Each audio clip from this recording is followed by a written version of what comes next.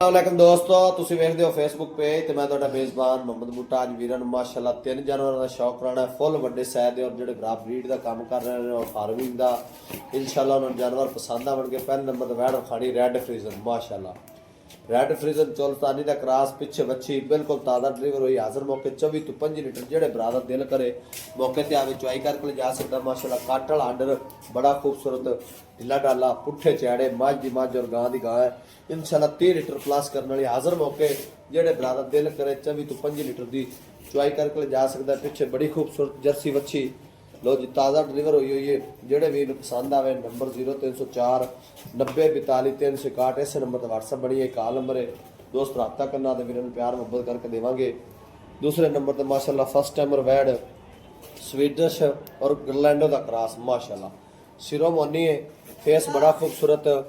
माशाअल्लाह तसल्ली करनी फुल वड्डे साइज की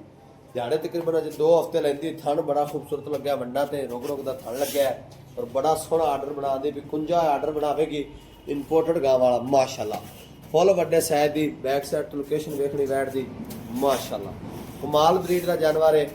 तिन्ने ही जानवर हैवी वेट और एक दूसरे तो वध ने जेड़े वीर पसंद आ रबता नंबर 0304 90 42 361 इस नंबर पर व्हाट्सअप बनी है कॉल नंबर है।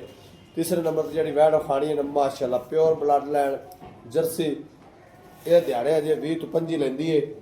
साबका रिकॉर्ड इहदा 38 लीटर का है। इस दफा इंशाअल्लाह अल्लाह देखो ना 45-50 लीटर करेगी जान बाडी बड़ी कम से कम भी 15 तो 16 मन वैड का वजन है माशाअल्लाह इवें जिवें भालू अंदर फेस बड़ा खूबसूरत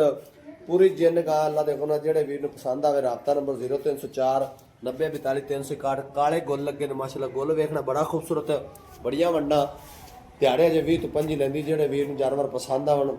व्हाट्सअप नंबर पर रबता कर 0304 90 42 361 ये व्हाट्सअप नंबर है कॉल नंबर है आदे वीरां नूं प्यार मुहब्बत करके जानवर देंगे मिलांगे एक नवी वीडियो नाल। अल्लाह नी के बहान पाकिस्तान जिंदाबाद।